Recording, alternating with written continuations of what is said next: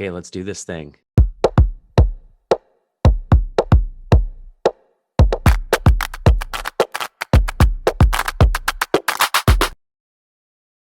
Mark Wolynn, it's a pleasure to have you on my show. I'm really excited to be looking at your face right now.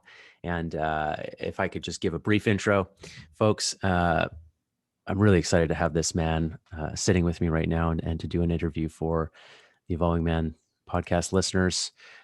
Mark Wolynn wrote a book called It Didn't Start With You: How Inherited Family Trauma Shapes Who We Are and How to End the Cycle. And when did you write this book, Mark? 9 years it took, Nine, but I nine, finished it in 2016. 2016. Yeah, to me, when I read this, I read this book recently, last year. It feels like a legacy item. Like if I could have assumed that it was written 10 years ago, uh, because it just feels so impactful for some reason. I associate impact with almost older texts, right? Mark also is the director of the Family Constellation Institute in San Francisco. And I'd love to talk about family constellations with you as well on this show, because for those who don't know what family constellations work is like, it's like magic. So I would love to explore that with you. And I highly recommend people read this book. It Didn't Start With You. And it's been translated into 20 languages, and it was a bestseller. So, Mark, welcome to the Evolving Man podcast. Thank you for having me. I'm happy to be here, Ben. So perhaps we could just start talking about trauma. I mean, trauma is a hot topic right now. It's a big word. It almost gets thrown around. I'm an addictions counselor, and the word addiction gets thrown around. And trauma is achieving that level of status in the public domain. And it's due time that we really have a trauma expert on my show. And so, yeah, perhaps if you could start with a definition of what trauma is, and then we can get into what family inherited trauma is and how it presents in people. I'll combine them both together. So when something traumatic, an event takes place, um, when a trauma happens, it changes us. Literally, it causes a chemical change in our DNA. And this can change how our genes function, sometimes for generations. Technically, after this terrible event or this unsettling trauma, a chemical tag, an epigenetic tag, will attach to our DNA and will tell the cells to use or ignore certain genes. So we have a better chance of dealing with, surviving with this event, the trauma, the effects of this event. And then the way our genes are affected changes how we act or feel. For example, we can become sensitive or reactive to certain situations that are similar to this trauma, even if the trauma occurred in a previous generation and we've inherited the effects. So we have a better chance of surviving it in this generation. Um, I'll give you an example. If our grandparents come from a war-torn country, so people are being shot or bombs are going off or uniformed men are coming into town and lining people up in the square, people being taken away, we never see our brother, our father again. Our grandparents would develop epigenetically, and they would pass forward a skill set of reactions. Could be sharper reflexes, quicker reaction times, reactions to the violence to help them survive what's going on, what they've experienced. Now, this is what's set into motion, and this is what passes forward. But the problem is, here we are a generation later, not born in the same war-torn environment. And here we've inherited their stress response, maybe even with the dials set to 10. And here we are prepared for this catastrophe that never arrives. And we see a man in uniform, policeman or military men, and we have a freak out, or A car backfires, we hear a loud sound, and we have this inherited reaction that lives inside of us. And we don't make this link, Ben. We don't make the link Hmm. that our anxiety, our depression, our hypervigilance, our shutdown is connected to our parents and our grandparents. We just think we're wired this way. Hmm. Yeah. So you have a person who's highly reactive and having symptoms of trauma with sometimes no real sign of where that came from, wondering what's wrong with me, what's going on, why am I different from other people? Exactly. We can be our own trauma. A lot of times we focus on what we remember.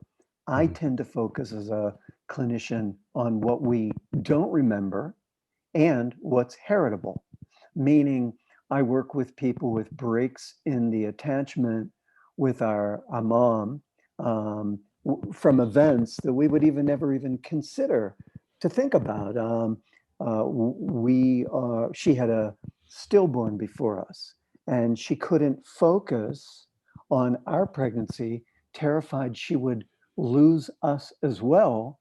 Mhm. And so instead of, oh, my baby's coming, I'm so excited, is the fear, oh my God, what if this baby dies? I don't feel this baby kicking. Oh, what if this baby dies too? And her body floods with cortisol, which means our body floods with cortisol. Mhm. And this is already creating a break in that relationship, a break in that trust. Or mom and dad are fighting, or mom isn't sure she's keeping the baby, or dad's drinking, or she's one of the parents is unhappily married, or all these events we don't remember, these early events, these affect us as well as events that happen to our parents and grandparents in previous generations. I mentioned war, but there's a gazillion things. Dad and his brother are going to the swimming hole, and dad's 9 and the brother's 7, and the brother drowns, and dad feels guilty that he didn't save his brother, or he's not, he's at fault, or they loved the brother, they didn't love him. These types of traumas extend through our father's sperm, Mhm. through our mother's, into our mother's egg. And this is what, you know, is one of the things I talk about in the book, which is kind of interesting, is that when our grandmom is 5 months pregnant with our mother, all the eggs that our mother has at 5 months of fetus are already in our mother's womb, in grandmother's womb. And Mhm. one of those eggs, of course, is us, which means even here's 3 generations, Ben, sharing the same biological environment, the same, the same womb space, us inside our mother, Mhm. inside our grandmother, with grandma's traumas. And then we also know on the other side of the field, our father's sperm can be affected by traumas he experiences right up until transmission of that sperm. Right. And here's this egg meeting the sperm and the embryos created. And here we are with information from our mother's events, information from our father's events, and Mhm. never questioning. Uh-huh. Yeah. So I love that you're making this a physical thing because I think there's a common misconception that trauma is an emotional process and that it happens only within your lifetime and that you cannot pass that forward and that it's not a physical experience. It's really just I can't emotionally cope with this reality at this particular time. And so I go into this sort of freeze mode and that that trauma gets sort of locked up in my system somewhere and locked away, but then it affects me from my subconscious, making me more anxious, more jumpy, maybe depressed. um, I feel like that's kind of the more common understanding of what trauma is. And And it's correct. And mhm, it's correct. It just is a physical element yeah. of this trauma. There's chemical changes, molecular changes, the heritable changes, where we inherit the gene changes, the gene expression, not the DNA strand doesn't change, but it's how it expresses. Mhm. That's what's heritable. So basically, I like to say we inherit the stress reaction or the trauma reaction or the stress response of our parents and grandparents to these horrific events the death of a father, the death of a mother, the death of a sibling, war, famine, losing our home, all these types of traumas that we would think through history have a catastrophic physiologic, biological, chemical, molecular effect. Mhm. I love how this work is expanding the understanding of trauma and how, we pass on our wounds to one another and how we become wounded in the first place. I went through rehab when I was 15 years old, and when I was sitting there telling them about my life, I couldn't figure out why I was an addict.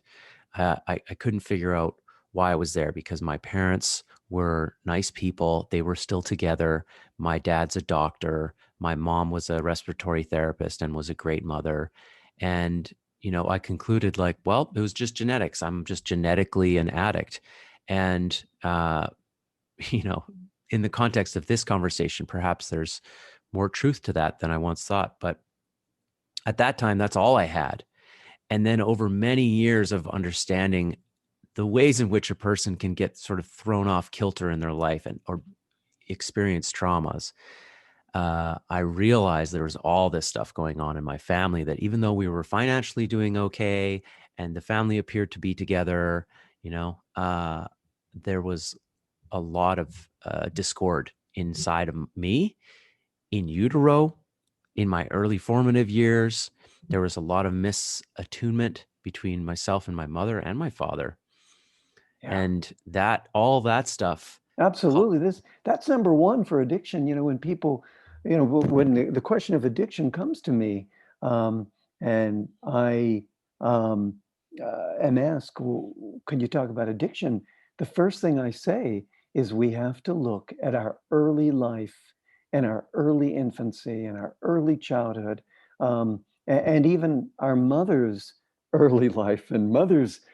Did she receive enough attunement from her mother that she can pass it forward, or were there events like you said, traumas or tumultuous scorbic sort of relationships happening, and then the child yearns for that feeling of security that should be in the womb, but it isn't. It's missing. Literally, the dopamine's missing from Uh, the brain's rewards motivation circuitry, and these early events, whether they're heritable, mom didn't get enough or mom couldn't give enough, or mhm, an event took mom's attunement or attention away from the pregnancy, away from the baby. We now know that attunement has to begin from conception forward. It's not okay to begin the attunement once the baby comes out. There's too much research pointing to mom needs to be supported by her partner and have enough peace surrounding her where she can give a peaceful, stable environment to that growing fetus inside her. uh-huh. Yeah, Mark, this is why you're on the show, because you're so good at this. You very much described like what I've discovered over the years about my mom and what was going on with her, and I like to share some personal stories from time to time here. And so I feel like it's a great time to just at least touch on this piece. So yeah, initially I was like, I mean, what's wrong with me? There's nothing wrong with my parents. As I dig into my mom's story and her childhood, and as I start to get some perspective from other people on how they experienced my mom, the first thing is like she's very emotionally locked up, like described as ice cold by some people. And I have an older brother who's 3 years older than me, and basically what I experienced growing up was he was a tormented young man, just emotionally always hurting, like angry, lashing out at me, jealous of me a lot, wanting to take my whatever energy my mom gave to me, he wanted it. And this is mine. And so I experienced him as a bully, a demon. Like I did not have a good relationship with him. And we had a big falling out when I was about 21. We had a fist fight, and we didn't talk for 15 years. And I could tell the end of that story later, but um, my mother in childhood was beat by her father regularly for whatever, not, small infractions. And she had a brother who never received any beatings and was the favorite in the family. And she then, in adulthood got out of there and ended up marrying unconsciously marrying a man who's very similar to her father, who was abusive as well. She got out of that relationship, and then she found my father and eventually gave birth to me. I was the third son. And I now realize that that environment in utero, in a mother who had not done any therapy by that point, uh, was emotionally just like flatlining. She was shut down, ice cold. And so I was in this kind of like misattuned, ice cold environment, while she was also trying to deal with my brother at 3 years old, who's already very emotional, and she didn't know how to deal with emotions, right? These were the years of behavior modification, just like, Right. leave them to cry, or like put him in his room, abandon him. These were like Right. the ways the parents dealt with kids then. Right. And so that was my early environment. I'm like, okay, now I'm starting to get this. I got like ice cold from my mom. The world's not safe in her womb. you know Right. so many, she'd sustained so much damage in her life, and then I came out into this environment where like I didn't feel safe around my brother. Right. you know uh, And your brother, hurting because the attunement wasn't on target, sees you 3 years, his hippocampus comes online when he's about 3 years old. So that's when he begins to form memories. And the first thing he's looking at is you, the baby, getting the attention that he didn't didn't feel he could get even at 3. mhm, And, I often see this. An older sibling will resent the younger sibling, believing that child got more, which isn't the case necessarily. But I've seen this. I see this a lot. But go mhm. ahead. Sorry. Yeah. So that's the early impression. Yeah, so I mean, really, how that manifested in me was this feeling of aloneness in the world, Yeah. and not feeling safe, and not really knowing what that's about, and seeking attention at school and seeking to hide at home, because at home wasn't really safe.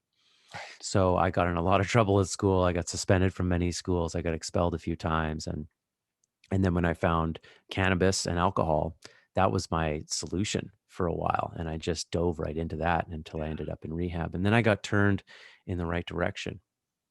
And I got my current life, my behavior on track.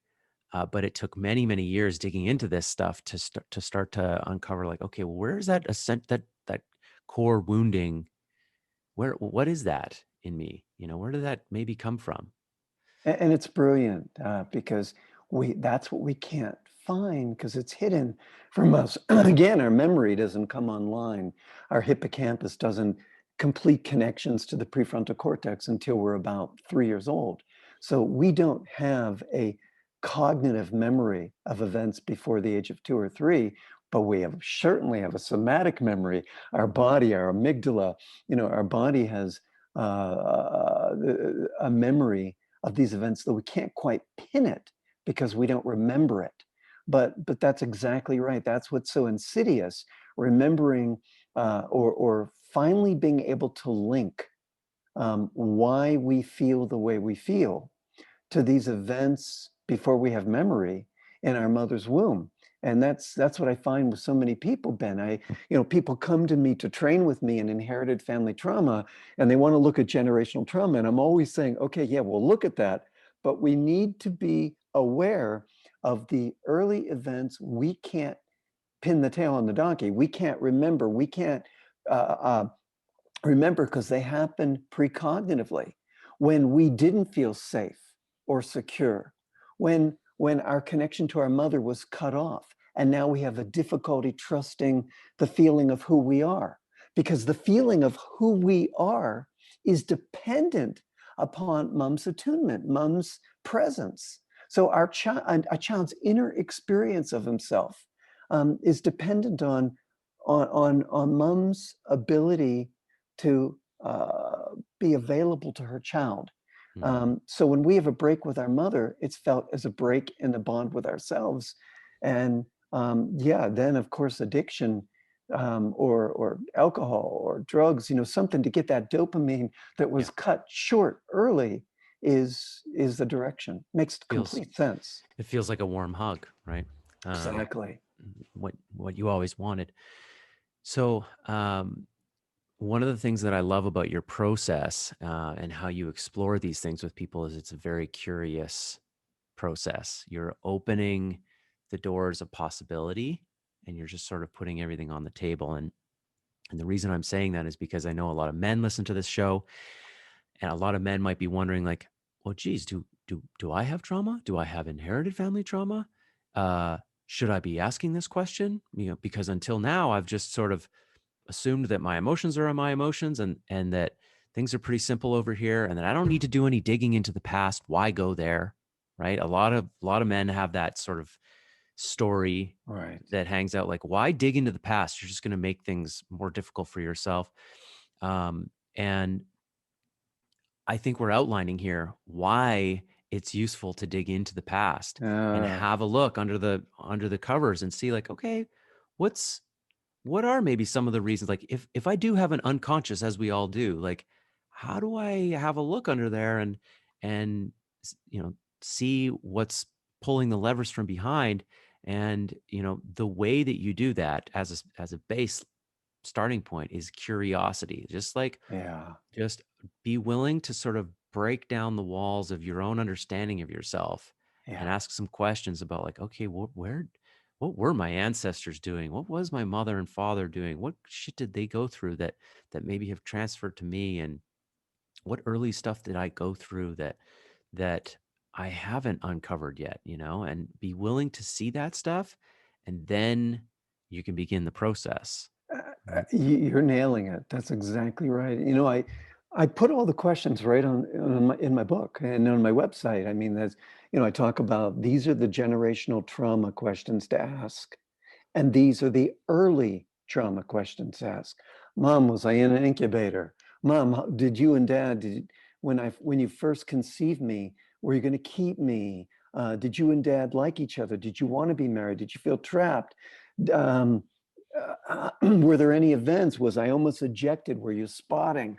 Were you Yep. had difficulty carrying the pregnancy? Was the delivery long? Was the labor difficult? Was I born natural? I mean, there's so many questions, but they're all on my website and they're all in the book because you're exactly right. Curiosity and asking these questions. Mhm. So when you start poking around with people and asking questions, you know, how do you what do you see in people that starts to illuminate these traumas? Oh boy, Is it it's there's so multifaceted that Yeah. question. Yeah. One of the things I do is I look at trauma language, right? I listen to Right. answers to, for instance, I'll ask somebody, I'll say, "Hey Ben, if the worst thing happened to you, if things went suddenly wrong, if things suddenly fell apart, if what's your worst fear? What's the worst thing that could happen to you?" And then I very acutely listen to that answer because for me, that answer, our trauma language, so to speak, it lives in our words, it lives in our fears, it lives in our.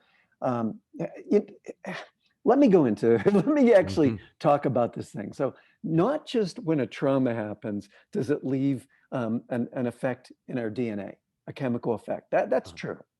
But I've discovered that when a trauma happens, it also leaves clues behind in the form of emotionally charged words and sentences that form a breadcrumb trail, literally a breadcrumb trail. And when we learn how to follow this breadcrumb trail, it can shine a light and help us find that missing piece of the puzzle, which then allows the whole picture to come into view and finally gives us a context which finally explains why we feel the way we feel. And this trauma language. Why I focus on trauma language? Because as we know from trauma theory, when a traumatic event happens, significant information will bypass our frontal lobes.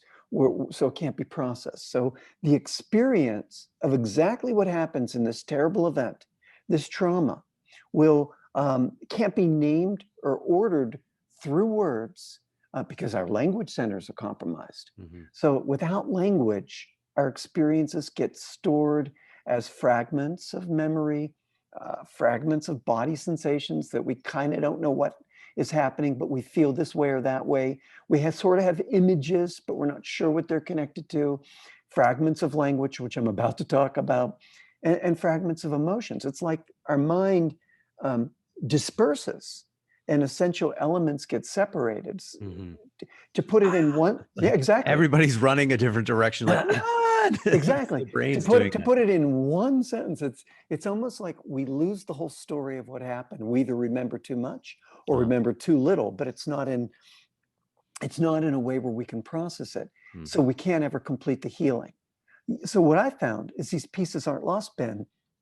They've just been rerouted, and they resurface in what I call verbal trauma language and non-verbal trauma language. So that's that answer to that question. So if I say, hey, Ben, what's your worst fear? What's the worst thing that could happen to you? If things went terribly wrong, if things suddenly fell apart, and then I listen, because it's going to go in one of two ways. If you give me this type of language, it's going to go in attachment language. For example, if you said, I'll be alone, I'll be abandoned, I'll be rejected, I'll be left, there'll be no one there, there'll be no support, I'll be annihilated, I won't exist, I won't matter. That is attachment language. And Yeah. that goes in the direction of either I have a break with my mom, or my mom has a break with her mom, or my dad has a break with his mom. All that's heritable. So that's one piece of the puzzle. But then there's this really interesting other type of language that comes from generational traumas. For example, I'll harm somebody. I'll do something terrible. It'll all be my fault. I'll be hated by everybody. Um, I'll let people down. I'll be ostracized from my community. I'll hurt a child. I'll go crazy. I'll be locked up. I'll die. These Mm. types of sentences, you can feel them. They come from events in the family history. So that's verbal trauma language. But then then I go through this whole teaching of nonverbal trauma language, and that's looking at our symptoms. We look for the physical and emotional symptoms that show up after something unsettling happens to us. We look for the fears or the anxieties that strike suddenly, often then when we reach a certain age. For example, we hit the age 35. And that's the age our dad was all alone. Mom left him. He starts drinking. He starts going down the rabbit hole. And at the same age, 35, we start to self-sabotage without knowing why we're doing it. We look at our depression, our destructive behaviors, and we see if they're connected to situations that are similar traumas in our family history. We look at our relationships, who we choose, how we're treated. Remember, you told me your mom chose a guy that was aggressive with her and her dad was aggressive with her? Yep. See, that's her non-verbal trauma language. So Uh-huh. before she meets your dad, she's showing us that she was treated terribly somewhere in a trauma because it was repeated.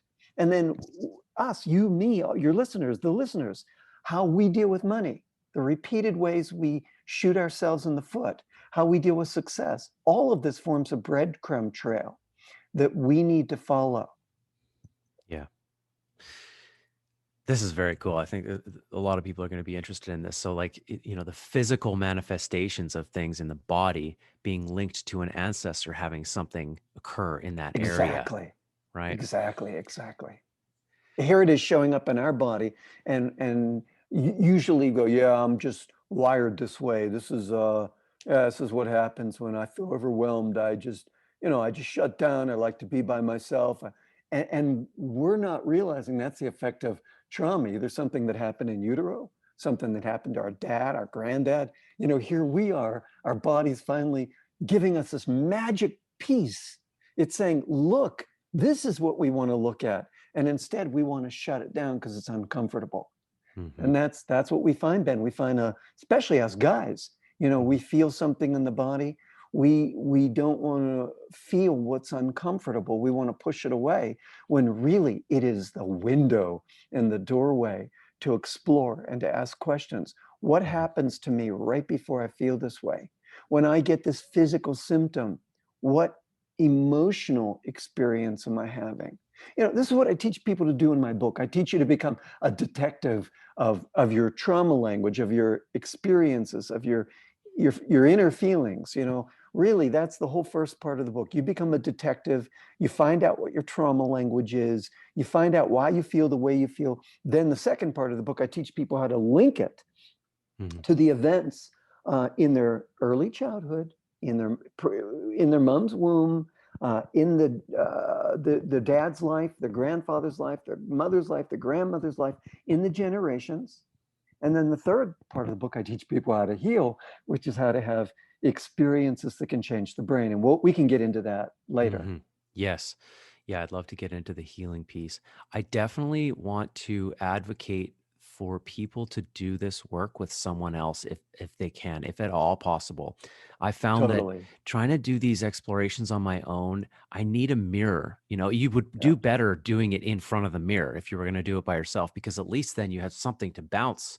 But uh, in my men's group, one of the first things guys do when they join is they talk about their relationship with their father. We ask them, "Hey, this is your dad share. Tell us everything about your Yeah. dad and your relationship with your dad and what it was like growing up. And tell us a little bit about where he grew up and what his Beautiful. history was, so that we can get to know you and sort of peer under your covers a little bit." And then Beautiful. at the end of the guy's share, we ask him some questions. Oh, like, so what was your, you know, how did your relationship with your dad affect your relationship with other men, and Beautiful. relationship to your own manliness, your own masculinity.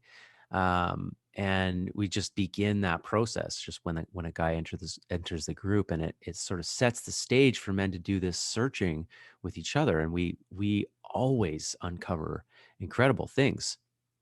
And Beautiful. I did your training. I did your level 1 family inherited trauma training this fall, and I had a buddy. I had a buddy to practice the work with, and we did some digging around on my father's side. Because what was coming up for me, and I don't know if we got all the way there, but one of my deepest fears is dying early and leaving behind unfinished business, unfinished work, and um, I've had friends around me die early, but when I started asking my dad about, when people died in the lineage on his side, basically the men tend to get cancer early and die, Yeah. before 70, Yeah. often in their late 50s, early Mm. 60s. And my dad's been the exception to that, because maybe he's just been lucky. He's changed his diet, but so to me, I'm like, okay, well, maybe I'm carrying some of that burden, some of that fear, because he has that Yeah. fear, and he had unfinished business with his father. Yeah. His dad died when he was 19, and he was away at university, Uh, and he was resentful at his dad, and had sort of a typical relationship with his dad that a 19-year-old does, which is like you see everything that's wrong with him, and not much of what's right, at that age. right. Right. And then as go move through your 20s, you tend to sort of reconcile some of that and see your father as just a man doing his best, but at 19, cut off. Right. Yeah. And I know my dad was terrified that that would happen to him for me, and that I would have to go through that. So I feel like in some way I was carrying that fear, you know Oh, yeah. 19 is too early to lose one's father, and it makes complete sense that I'll die early and I won't finish what I need to hmm finish. Makes a lot but of sense. yeah, and so just to wrap up that point, I I could not have really done that exploration without my partner asking me these Yeah. questions and just poking and prodding and lifting things up and asking about my fears and searching for this core language that you're talking about. Yeah. And yeah, Absolutely. yeah, It's so much better when we can do this in process with another. So here's a question. How does a person do this work without spiritual bypassing, right? Because there's the ego is tricky, and we have humans are pretty skilled at putting something over there. When it's something that I need to deal with, I go like, oh, well, that's not my stuff. That's your stuff. Right. Yeah. Uh, or, I sit in plant medicine circles, and sometimes people will come out of a plant medicine experience and they've seen some really dark stuff, and they'll go, wow, I saw some really dark stuff. Like, whose stuff was that in here? Like, maybe it was your stuff. Right. And we're like, maybe it was your stuff, man. Like, have you ever thought about that? And that's just Right. a beautiful example of what the mind does and how we can, you know, put things over there. Right. So this type of work is, in a sense, like embracing that, like, oh no, there's many influences on you. So how do we do this work without dissociating and spiritual bypassing? Yeah, yeah, it's a good question. You know, as you say, the mind is so tricky, the ego is tricky, and we want to avoid what's painful. Hmm. Um, and many times when we begin our spiritual work, and somebody says, hey, the answer is in your body, to stay embodied, to be with what's uncomfortable, what feels intolerable in your body. And the minute we hit into what's intolerable, we're out the door. We're back on our cell phone. We're doing social media. We're go exercising. We're leaving because we don't want to look at what's painful. But what we don't realize is we can, when we explore what's uncomfortable in our body, we can reach what's beneath that, the sensations that we experience as life-giving. Hmm. You know, a lot of times when I teach people how to be with what's uncomfortable, we stay with what's uncomfortable, we stay with what's painful until we reach something beneath, just with focus and awareness, staying, being able to feel something like pulsing.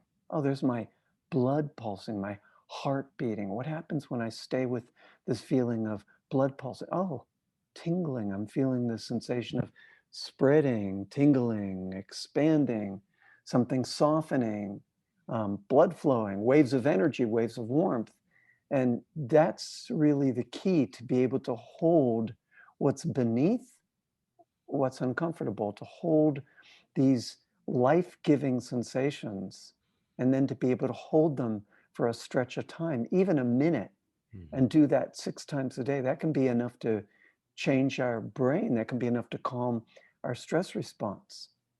But the main thing is to take the time to have these experiences where we sit with ourselves and let these sensations have an effect on us. Uh-huh. Yeah, yeah. So you're leaning into the work, you're leaning into the uncomfortable Yeah, sensations, and not you're running giving away. giving it space. Yeah, Give it space. Allow yeah, it to be there. It's another one for men, especially. But for all of us, we love to scoot out the door as soon as the pain comes. yeah. And I mean, we think that it's going to kill us, or that we're going to fall to pieces and that we're never going to come back. But I've never seen that happen for people doing. No, when we go in deeply enough and stay with what is first, as we know, is, my neck is tight. There's these feelings of guilt. I shouldn't have done this. I feel this. When we stay with that, that ultimately dissolves into, I'm going to use this word, the void, nothingness, emptiness. But it is that emptiness that sits beneath, that everything on top of that emptiness is mostly story of the mind, and ways it seduces us into an addiction to pain, because that's we have this um, draw to what's painful, at the same time we don't, at the Mhm. same time to avoid it. But really, at the end of the tunnel is the light of awareness, which is this emptiness, which is just pulsing, which is just heart beating, which is just stillness. And that's what we're after. And just like you said, there is an end to the pain. It turns into something quite uh, uh, pleasurable. Yes, I love what you're alluding to here. You know, the way I see it is, we love to avoid our pain, but we also love to recreate it by doing so, right? Yeah. So that's a very common pattern in addiction is, you know, like I'm running from my pain, I'm running from my feelings. I use whatever I'm using, whether it's a process or a drug, gambling, sex, drugs, whatever. And that relieves my pain momentarily, and the pain comes back, and I repeat the process and I stay stuck there. And what we do in recovery is we take the drugs away, we take the process away. It's one of the things that rehab is great for is like it's an isolated environment. And then the pain rises, you want to run away, and there's a group there to hold you, there's counselors there to hold you, and they say, go towards the pain. Like Yeah. let the pain come, sit with it for a while, spend some time with it. Uh, Give it a voice, you know? And it doesn't often happen in one day, but it's like a slow process. And slowly you start to deflate that pain balloon that was welling up inside of you for years, ready to just pop. And you relieve some of that pressure that was causing you to use in the first place. And the more you do that healing work, the less of an impetus you have to use in the way that you did when you were using addictively. So the work is leaning in, giving it space instead of running away. And there's another piece that we don't quite think about, which is this generational piece, Mhm. which is the way we're unconsciously connected to our parents, what I call we're merged with a parent. So there's another part of pain. Everything you said, I agree with, and you're Uh-huh. absolutely right. You lean into the sharp edges, as what's her name, Pema Chodron, lean into the sharp points, the sharp edges, and give space to what's uncomfortable. But then many of us, without realizing we're doing so, and I want to talk to us men specifically, we're sharing or repeating a piece of our father's or mother's difficult life situation, or his or her life experience, his or her misfortune. And this is also an unconscious way of bonding with them. Mhm. You see, we're not bonded with them. We don't like them because, you know, their life is difficult and it's difficult to be around them. But we have this subterranean thread that connects us. I often teach that there's 4 ways we can merge with a parent that creates pain. One is, the first way is, I will follow you. And that's, let's say we have a parent that died young, Mhm. and uh, we unconsciously also try to die young. Uh-huh. We try to die early. We do high risk behaviors. We don't wear a helmet. We go really fast on our bike or skateboard or rock climbing, but we don't have protective gear. We do drugs and alcohol, which is a slow form of suicide, right? We try, Dad, you died young. I will follow you. That's one. Mhm. Number two is, Dad, I will share it with you. Um, you drank, I'll drink. You were treated poorly in your relationships. I'll be treated poorly in my relationships. You lost your first love. I'll lose my first love. You fail in business. I'll fail in business. You have poor health. I'll have poor health. We don't know we're doing this. It's this subterranean thread. The next one I teach is, I'll do it in your place. You know, Dad, Mom, you couldn't feel this, but I feel what you can't feel. You can't feel the sadness. I feel all of it. Mhm. Dad, you want to die, and I won't eat. I'll become anorexic. Um, uh, you caused this accident, and someone died, and I'll take my life. We don't even think that we're doing this. The last one is, I'll atone for you. You know, I'll go to jail, or I'll take my life because of the life you took, or I'll get sick and atone for what you did. Dad, when you were 16, you drove drunk and your best friend died in the car, in the car. And at 16, I tried to die at the similar age. Um, these types of unconscious connections we need to uh, de-thread. We need Mhm. to pull it out of the fabric of our existence, because these are the unconscious places I talk about in my book, where Mhm. we get hooked without knowing we're hooked. We repeat without knowing we're repeating. Yep. Yeah, and you've got some fantastic stories in your book, and I've heard a ton of stories from you in our training, and they just I could just listen to them forever because they're like movies. Like it's so interesting how this stuff happens to people. Yeah. So I definitely encourage people to read the book just even for that piece alone. And before we get into the healing bit, I was wondering if now is a good time to talk about the special type of relationship that fathers have with their sons and that mothers have with their daughters. Uh, If you want to share a piece on that, I would love to hear that. okay. Yeah, I'm happy to do it. So, um, I, this is a long conversation. I just taught a whole class on this, Yeah, right. You've got to but abbreviate it for let me us. abbreviate a little. I would say the most common dynamic I see with men is this. As a boy, his mom was unhappy with his dad. And because she did feel connected to his dad, her husband, she forges a closer relationship with her son. And this helps her ease the emptiness of her unhappy relationship with our father. But unfortunately, she makes us, the son, more important than the father. Now, of course, behind this are two earlier dynamics in her life. She was either unhappy with her mother, and the mother's the template for the partner. If she didn't get enough from her mother, she feels she doesn't get enough from our father, Mhm. or her mother was unhappy with her father and merged with her mother. Remember, I was just talking about merging. Mhm.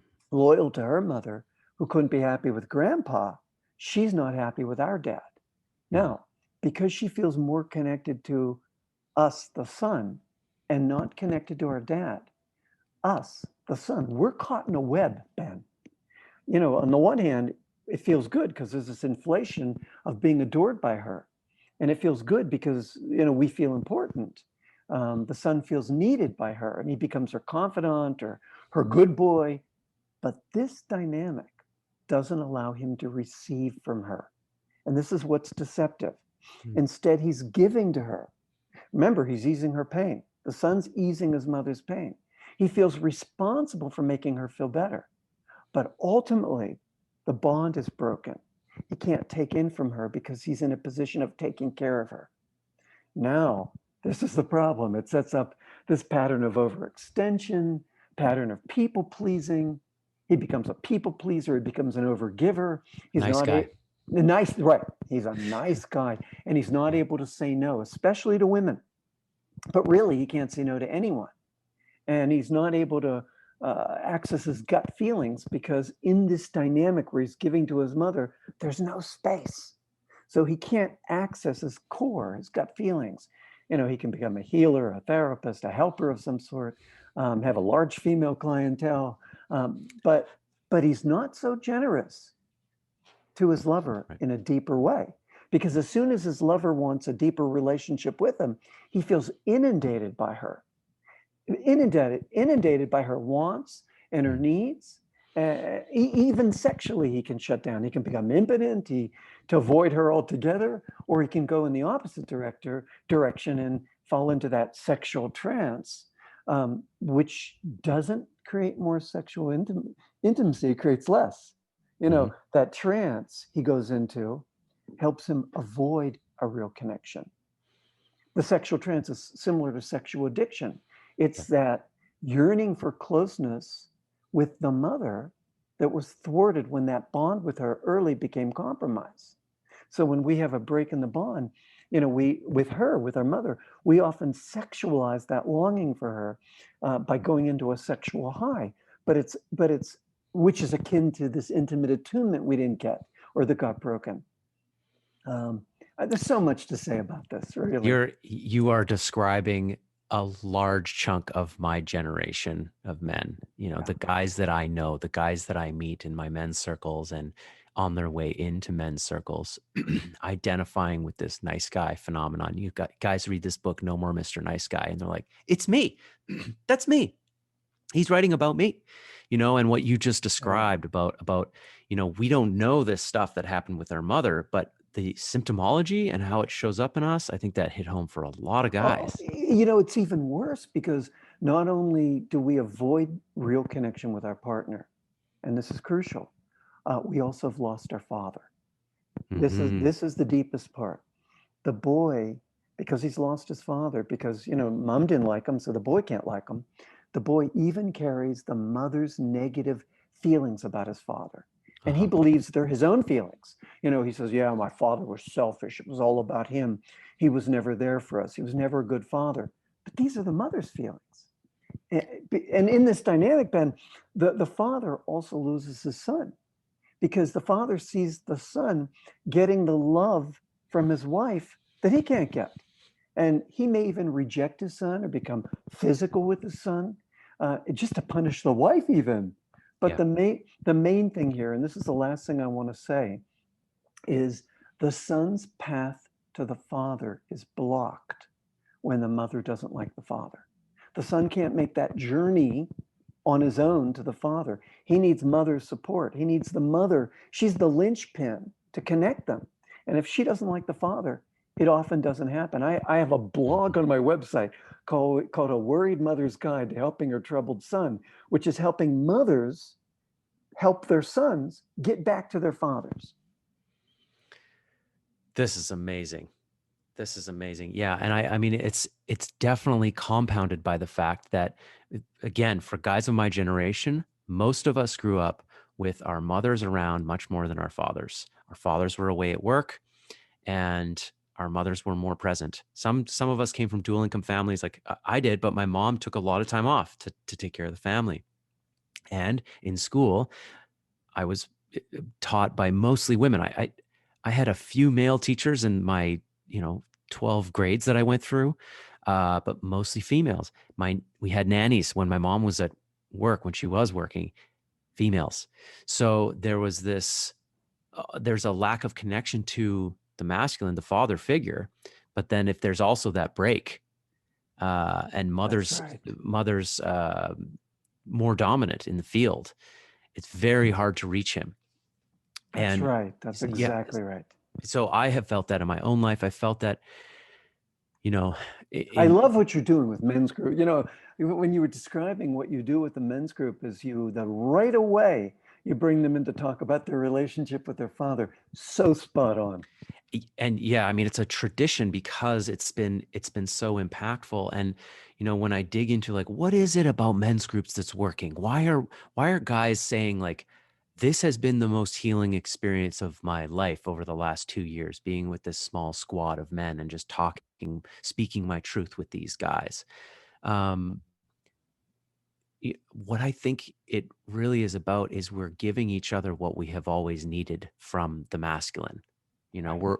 we're getting what we always wanted from men, and in every man in the circle is like a father to you, and you're learning also to give that to them and then to give that to yourself. And so we're in a sense we're closing the loop and healing it, right? Absolutely. There were initiations in most cultures before modern times where we had to um, perform a task or a feat, and be educated by the men to even join the men. And all this is lost. Yeah. And so men's groups are providing this initiation process, even at a later age, 20s, 30s, etc., which didn't happen in our culturally because it's been a lost tradition. Maturation into manhood has been a lost art. Mhm. It's been a lost art. Yeah, and we're trying to revive it. There's some young men's initiation stuff that I've been getting into, and it's Awesome. just so fulfilling to be a part of that and to like shake a young man's hand and say, "Hey, welcome." Like after he's been through Beautiful. a challenge, it's beautiful. So, briefly, the healing process. What are Okay. some of the things that you take people through when they've discovered, like, oh, I have this like thing in my ancestry, or I have this break in the bond with my mother? Maybe Yeah. mom's still alive, maybe she's dead. Um, how do you take people through healing Yeah. processes that can help them resolve some of this stuff? So again, when I work with people, it's again determining what we're healing from. Are Hmm. we healing from a missing father, a break in the attachment with our mother? Did we have to give to her and we can't receive from her? Do we have no space because there's a too solipsistic of a relationship with our mother? Or are we inheriting generational trauma from sperm and egg, Hmm. mother and father's, grandmother and grandfather's events. But nonetheless, healing in general, and I want to talk about it in general, we've got to have positive experiences that can change our brain, simply put. And then we've got to have a practice, a daily practice, where we practice the new feelings and the new sensations associated with these positive experiences.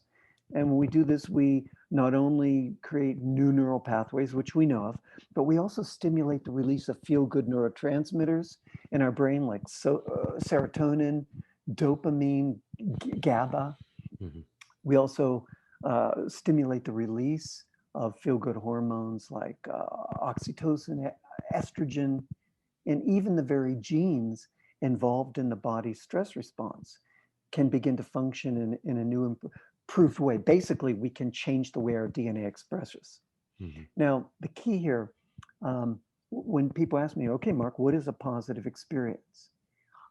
In the book, I teach people how to receive comfort and support when there was none, Hmm. um, or feelings of how to develop feelings of compassion or gratitude, having a gratitude practice, Yeah. because these states feed the prefrontal cortex. Having a generosity practice, doing something kind each day, a loving kindness practice, a mindfulness practice, ultimately anything that allows us to feel strength, peace, joy inside, because it's these types of feeling states, these types of experiences that feed the prefrontal cortex and can help us reframe that trauma response, that stress response. So our brain, our limbic system can downregulate, calm down. To put it in a nutshell, we want to pull energy away from the limbic system. Um, our overactive amygdala, which has often grown twice its normal size in a trauma, and we want to bring engagement to other parts of our brain, specifically the prefrontal cortex, where we can integrate these new positive experiences and our brains can change. We know just from mindfulness studies that practicing mindfulness shrinks the amygdala, the trauma alerter, the part of us that Hmm. says alert, alert, alert. We don't like this. We don't like this. And it thickens the prefrontal cortex. And again, it goes back to what we talked about earlier, which is being with what's uncomfortable in our body until we can reach what's beneath it. That feeling of peace, that feeling of buzzing, softening, pulsing, tingling, heart beating, some positive experience in the body that we can hang on to and say, yeah, this is nice. Hmm. Yeah, you're speaking to the power of prayer, meditation, visualization, right? If any, a decent amount of my listeners will be familiar with Joe Dispenza's work. And this is a guy that's doing these really powerful inner visualizations that helps people heal their bodies, heal cancer, he healed his spinal cord injury in like 3 weeks with visualization, right? So, Right. yeah. Visualization is just as important as having an experience in real time, because Hmm. when we visualize, the same regions of the brain activate, the same neurons activate. And so the brain doesn't know whether we're visualizing or experiencing something in real time. It still gets the healing. Uh-huh. Absolutely. Uh-huh. Beautiful. Yeah. So once you've uncovered the thing and you understand what's happening, you can adapt and create a new experience for yourself via A visualization, prayer, practice. practice, Yeah, ritual. or things been in real time. It might Mm, call your dad, tell your yeah. dad, Right. Dad, I'm glad we're close. Dad, I'm sorry I've been distant. You know, call your mom. It's like we can do things in real time. Gratitude, that's a real time practice. Loving kindness, generosity, real time practices Hmm. or visualizations. Hmm. Absolutely. Yeah. I just to touch back in on a personal story, I didn't talk to my brother for 15 years after that fist fight. And honestly, for the first while, it felt great. I felt free from him. I had dealt with sort of that dominant force for so many years, and I could finally have my own relationship with my parents. And I was able to set boundaries and say, I'm with you guys when he's not around. And he started doing the same thing, right? And they built separate relationships with both of us, and that went well. And then I joined men's groups, and I started, uh, you know, healing some of the stuff that still needed to be healed with other men, and really like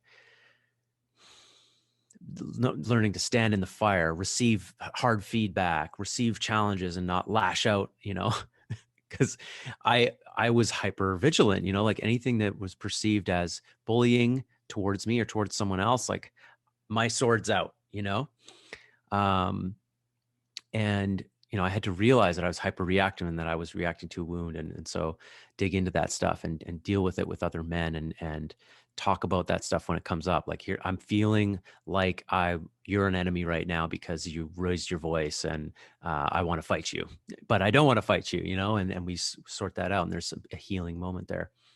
I start to send love to my brother, and just psychically, and at one point I wrote a letter to him on my mother's birthday and said, like, hey, like, I want to resolve things with you, but I need your willingness, and silence, nothing came from him for a couple of years. This spring, which I believe was while the training was happening with you, COVID's going on. Grandpa, who's 100 years old, mom's father, who beat her as a child, gets pneumonia, non-COVID pneumonia, ends up being sent to the hospital, and can't go back to his old folks' home because they won't transfer him back, even though he's recovered from pneumonia. He gets transferred to this place he doesn't have much contact with anybody. He's alone, and we are not allowed to visit him, and he dies.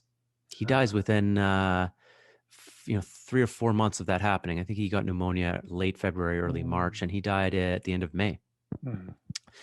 So he dies, and I try to find out, when can I go visit the body, and it turns out I decide not to go see. But my brother, who had been visiting my grandpa a lot, decides to go see the body. And when he touched my grandfather's body, a wave of emotion washed over him, and he released a whole bunch of resentment that he had towards me, and all of his like armor that he had on around the family. It's like it dropped off of him. And my grandpa had been telling him, like, hey, you need to reconnect with your brother, because we had been connecting with him separately. So all this stuff washes off of him, and then we do a Zoom funeral, because we had to do a Zoom funeral, and I'm hosting it, and my brother starts talking to me and being cordial and friendly with me, complimenting me and thanking me for putting on the thing, and he sends me his number through the Zoom chat, and so we start talking. And when it was time to bury grandpa's ashes with grandma's, she passed a few years ago, we were both there. We both held their ashes as we put them into the ground, and he cried on my shoulder, and um and over the next few weeks, we had a few talks where he just cleared it with me and was like, hey man, I'm done holding this stuff. Wow. I when I touched grandpa, everything released, and I don't have time to hold this resentment with you anymore. I love you. Wow, And it's beautiful. I wonder if Grandpa had a difficult relationship with a brother of his. his father was an His father. alcoholic, and beat his mother all the time. And one day he took a knife and almost killed his father. And Interesting. so he came from and he also had alcoholic brothers, two of them.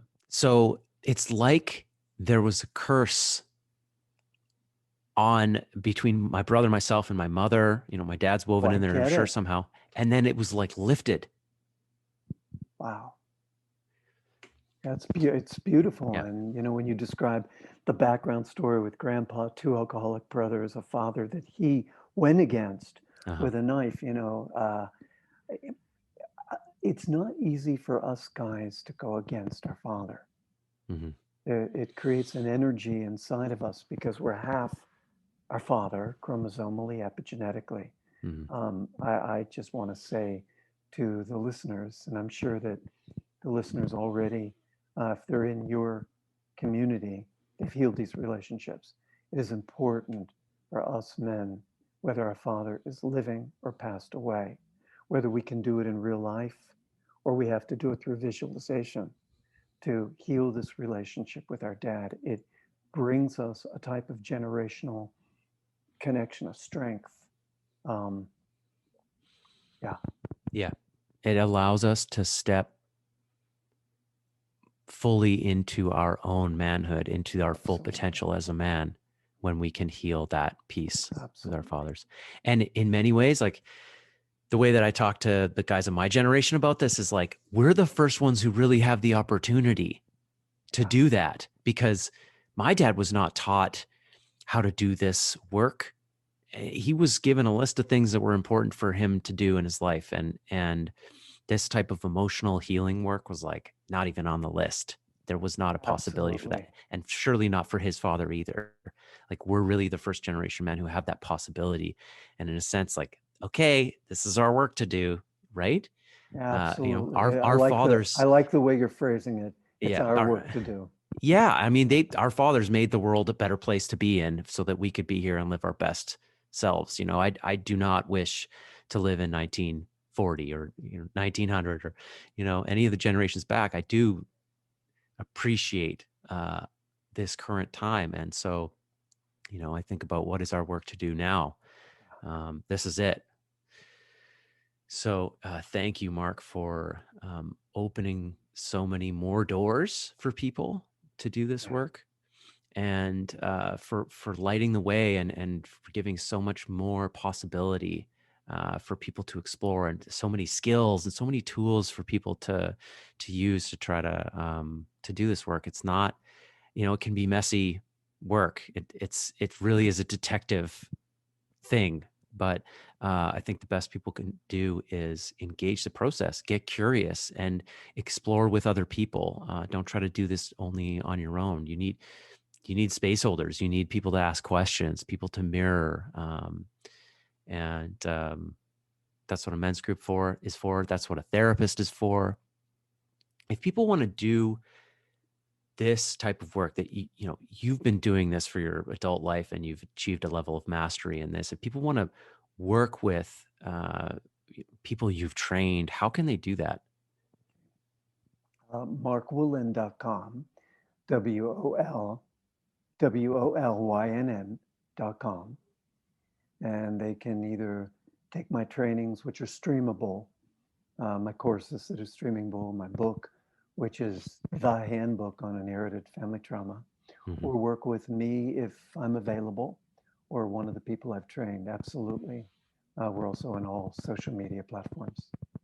Amazing. Thanks, Mark. Yeah, And your book is It Didn't Start With You: How Inherited Family Trauma Shapes Who We Are and How to End the Cycle. I think people will understand the title of that book more now, having heard the context of this conversation. Is there anything else you want to share with people before we wrap up? if you have children, make sure your children know your family history, because we as Mhm. children often have to dig and ask and find out to know why we're affected the way we are, because a lot of the old thinking was don't talk about what's painful, keep a Yeah. keep it sealed, and it is not the best strategy. What is silenced persists. What is silence does not stay silent, but Hmm. pushes up out of the grave in a way, to repeat and relive. Um, Tell your kids what Yeah. happened in their family. Yeah, Learn your family's history and tell the story absolutely. and pass it on. Yeah. Shake the family tree. Yeah. Shake the family tree and see See what you what find. falls out. Yeah, Yeah. That's beautiful. yeah, Yeah, I mean, my father's generation, it was like, the more secrets they could keep, the better, the tighter it all was, the tighter the story was. But as those things always come out in the wash, that's right. and they get passed down, the more secrets you keep in a family, the more it just continues that, Yeah. the wounding and the secrecy. So and what never healed all the way? What traumas in the family history? Once you shake that family tree, Hmm. so it falls out. Where did the healing? For example, you completed this healing cycle with your brother. Hmm. That's good. You see, but where didn't it heal? with your dad and his dad, with, you know, et cetera, et cetera. Yeah. Yeah. Amazing, Mark. Thank you, sir, for the work that you've done. Thank You're you so for welcome. coming on my show and for Yeah. explaining to people for the umpteenth time in your career what this stuff is. And you know, when you do work like this for so long, I can understand how a person would uh, just not want to do these talks anymore, or not want to, share. It just gets old, right? But No, there's actually, no, it's always new, it's always fresh, especially, in our conversation, it's nice because we're just riffing off each other. yeah, And, it's in a way, it's completely fresh. I've talked about things yeah, in this talk I've never talked about before in a yeah. podcast. So I'm grateful to be on your show. I love that about you as well, that you have that curiosity, that you're always evolving, you're always changing, and you're always looking for what is new. You're seeing things fresh, right? So you have Yeah, this yeah. young energy, and if you do continue to put out works, I look forward to more writing, more blogs, more trainings, and um, you're certainly illuminating so much for so many. So thank you, Mark. Thanks Thank again. you, Ben. All the best.